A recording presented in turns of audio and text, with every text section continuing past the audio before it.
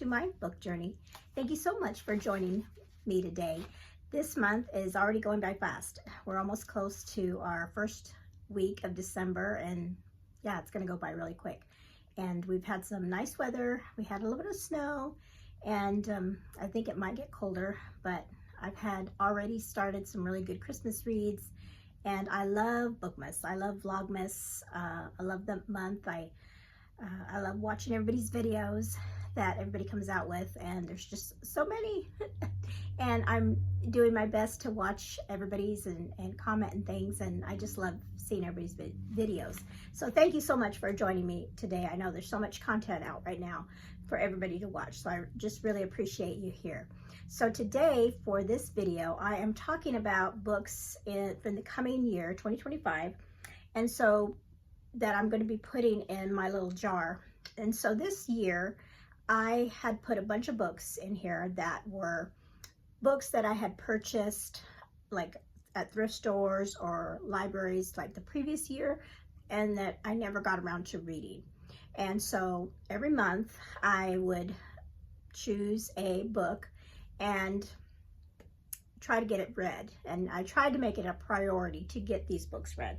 And so I'm going to go really fast and show you the books that I picked and read from the jar last year, and I read some good ones. So January I picked Amy Harmon's From Sand and Ash. Loved it. It was a great read, historical fiction, and she's one of my favorite authors, so that one was an easy choice to read her book.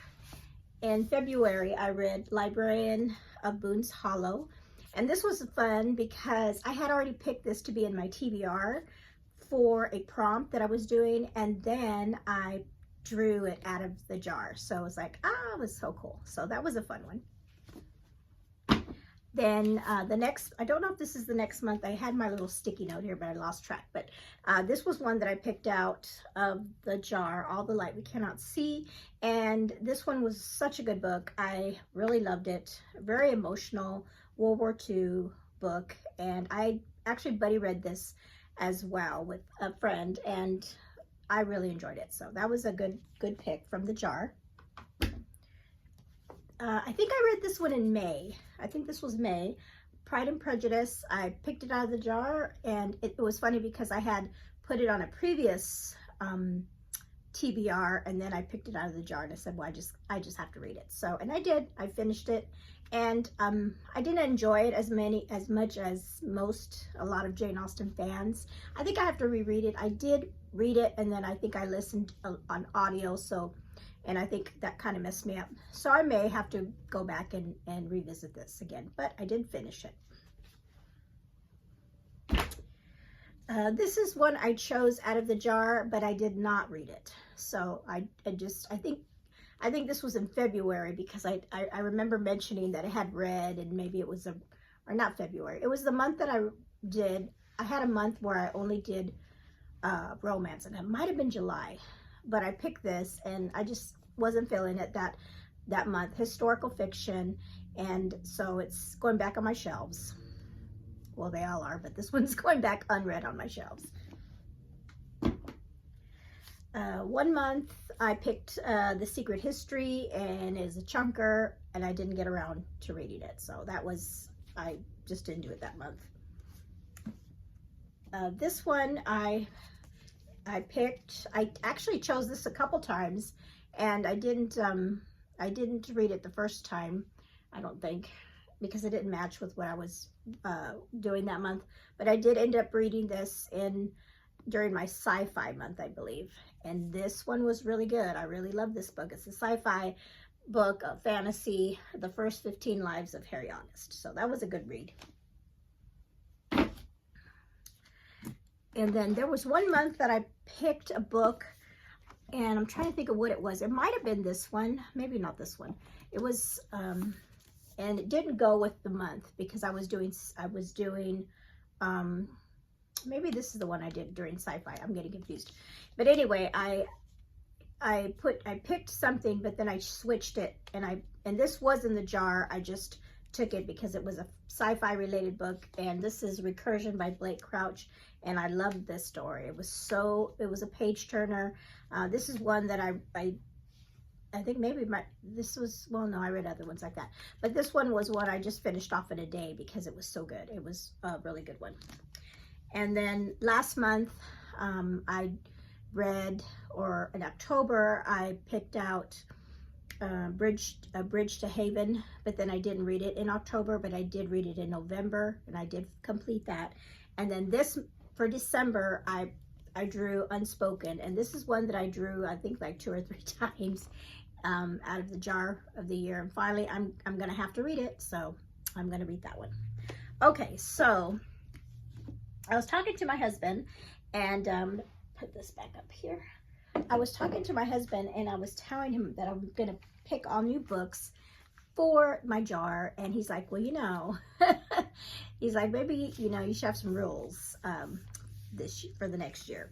And so I said, okay, you give me some rules and we'll see what you come up with, and I will try to stick to the rules, because I would pick one and then I'm like, nah, I don't want to read it, So I really didn't have any hard and fast rules. So I just said I would pick one once a month, but then I would change my mind if it was too big, or I don't know. But anyway, so he said, let's get you some rules, and if you stick, and do your best to stick to them. So he gave me, let's see, 4 rules I'm going to talk to you about. So the first one is only skip an individual book twice a year. So if I pull it and don't want to read it that month, I can put it back. If I pull it again, the same book, I don't want to read it that month, I can put it back. If I pull it a 3rd time, I have to read it.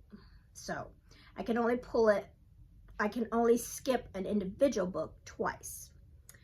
But then he told me the second rule is I only get 12 skips per year. So those 2 that I skipped, that counted, so all together in total, I only have 12 skips a year. So I got to keep track of how many times I skip and a book. And it's supposed to make me want to just read it. Don't skip it, or save my skips for maybe later on. And then we have number 3 is a book can only count for 2 prompts during the month. So a lot of times I do a lot of readathons during a month. I'll do my reading challenges for the month, and I like to use it, and if I can, I use a book for multiple prompts. That way I don't have to read multiple books. But he said, for these books, for this jar, it can only count for 2 prompts for the month. At least 2, but then that's it, so he's a little stickler on that one. And then the last rule he gave me was that they must be read during the month. Because a lot of times he's like, you try to end it, like you go over like into the next week and you count it. And I think that, I don't see anything wrong with that. If you read a book, and most of the book you do read in the bulk of the month, but he's being a stickler on my jar picks. He's like, no, it's got to be read within the month that you pick it. So that's probably going to encourage me. It's to encourage me to let this be one of the first books that I read in the month. That way I get it out of the way, and I don't have to worry about, it getting real close to the end of the month, because he's not going to let me get away with it.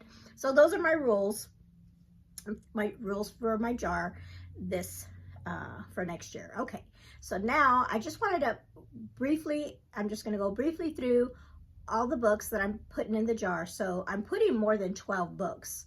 I'm putting a lot of different books. I did change. The one thing I did change this year is I took out all the chunkers, because that always intimidated me and made me think, well, I'm not going to be able to read, because I had already usually at the end of my TBRs, this would be the last book I would pick. And so I would think, I don't want to add on a large book. So I took all those out. I'll get those read eventually. Maybe I'll work those in during a prompt during the year. But as far as my jar picks, they're all just normal, regular 300 page books for the most part, so they won't be overwhelming to me. Okay, so give me just a minute and I'll get these books and we'll go through them real quick. Okay, I'm back. Had to move some stuff around. I'm pulling books for all these videos, and my office is kind of a mess. But anyway, so I have quite a few books that I picked from that I'm going to put in my jar for next year. And all of these books really are books that I want to read. I just haven't got around to reading them. And so I don't think like I will feel, if I pull them, I'll be like, oh, I don't really want to read this book. No, these are all books that I generally have been just putting off because of other things. And so like I said, I'm just going to quickly go through them and tell you what their genre is and everything. So this is, the first one is Cape Refuge. It's a series by Terry Blackstock, and this is book 1, and this is a Christian fiction suspense. So we have that one. Now this one, and the way I chose these, I forgot to mention, the way I chose these were books that I purchased a long time ago, and they've just been sitting on my shelves.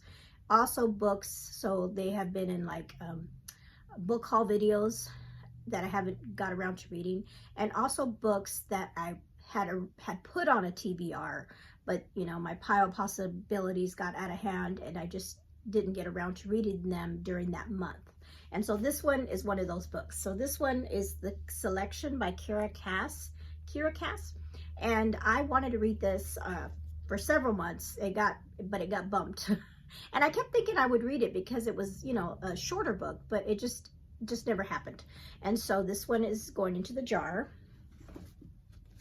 I think this is the only book that's returning that was in the jar that's coming back, if I believe. If not, so this one went in the jar last year. It never got picked at all. This is Robin Hobb, The Assassin's Apprentice. This is like a secular fantasy. Then we have Susan Woods Fisher, The Moonlight School. And this one I picked because I have 3 of her books and I have not read any of them. I have never read this author. And so I would like to read one of her books this year. So this is a historical fiction, and it's a Christian fiction as well. So there she's going in the jar. Another author I haven't read yet is Julie Klassen. I picked this up a while back. A Castaway in Cornwall, another Christian fiction, historical fiction book. This is Colleen Coble. It is The Inn at Ocean's Edge. It's the Sunset Cove novel. This is also, this might be a suspense, maybe Christian fiction, or just romance. I have all 3 of this series, so this is one I've been putting off forever, so this is in here. This book I bought on Pango the beginning of last year and didn't get around to reading it. It might have been on a TBR at one point.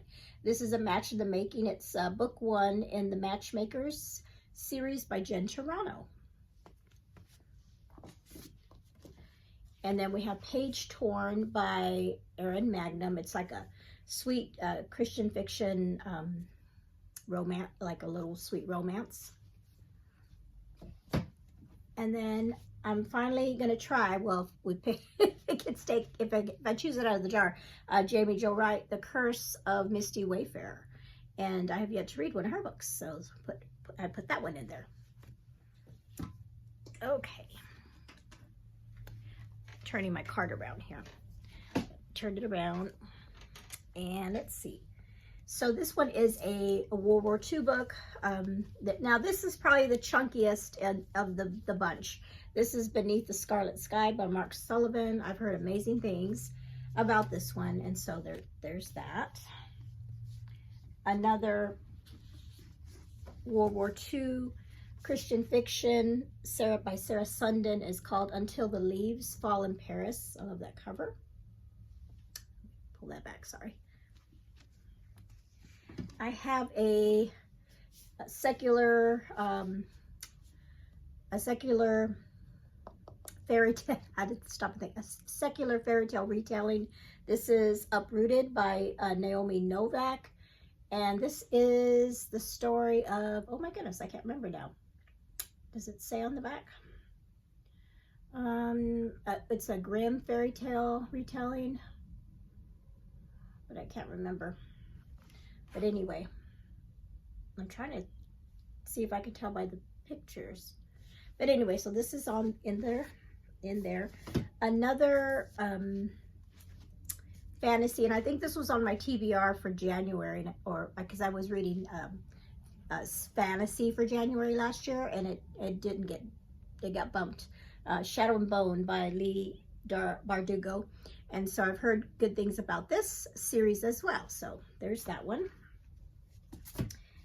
This one is called The Gown. It's a historical fiction about the royal wedding of Queen Elizabeth, and this is by Jennifer Robson. This one was on a recent TBR, I just didn't get around to it. And this is Maisie Dobbs. It is a mystery, like a mystery slash historical fiction too, I think. So there's that one. This one looks really good. Oh, I guess this one's another kind of like a chunk or two. This one is by Susanna Kearsley. It's a fantasy, kind of, I think it has to do with time travel, The Winter Sea, and I just love this cover.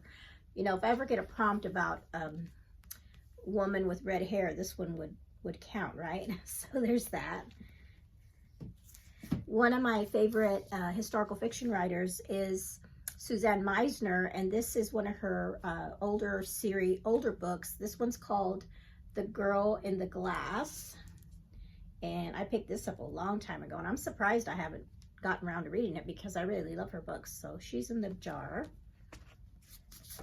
Another historical fiction that I want to try to read is The Last Midwife by Sandra Dallas. So she's going in the jar. Historical fiction as well. A Christian fiction book. This one's called, it's called The Story of a Past Redeemed, The Debt by Angela Hunt. And I've heard that this one is really an emotional read, so that is in here. This is a Christian fiction suspense. It's by Melissa Coslin, Never Miss. I love that cover. So that one's in the jar. This is a Christian fiction, historical fiction. This is book 1 in a series by Jocelyn Green. I have not read this author either. This one's called Veiled in Smoke, and I believe it's set in, let's see, it's set in, it has to do with the Great Chicago Fire, I believe. And I know a lot of ladies read this this past year and really enjoyed it. So there's that. And then the final book is not a fiction. It is it's a book by Charles Swindoll, and I've had these books for a long time. I have 3 of them. This one's about the life of David. I have David, Joseph, and Esther. And somebody was talking about them the other day. I was watching somebody's channel. I'll put it down here if I remember. But they were talking about reading these books and that they really enjoyed Esther was probably their favorite. And I was thinking, I have those on my shelf. You know, they're so pretty, these books. But I haven't read them, obviously. So this one I put in there. And it's, like I said, it's been in my, this is probably one of the older books that I've had. So, and I don't, yeah, it's a nonfiction, but it's about the life of David. So that one is there. So those are all the books. Oop, reach up here.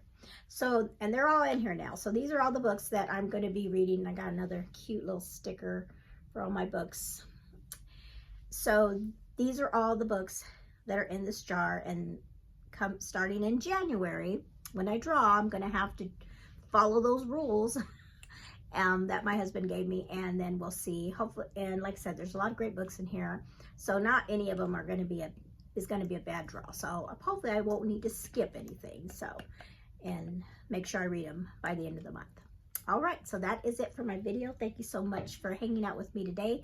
Let me know in the comments below if you've read any of the books that I am planning on that I put in the jar. Let me know, hey, you know, you're in for a treat because that one's a really good book, or ooh, you might want to skip that one and get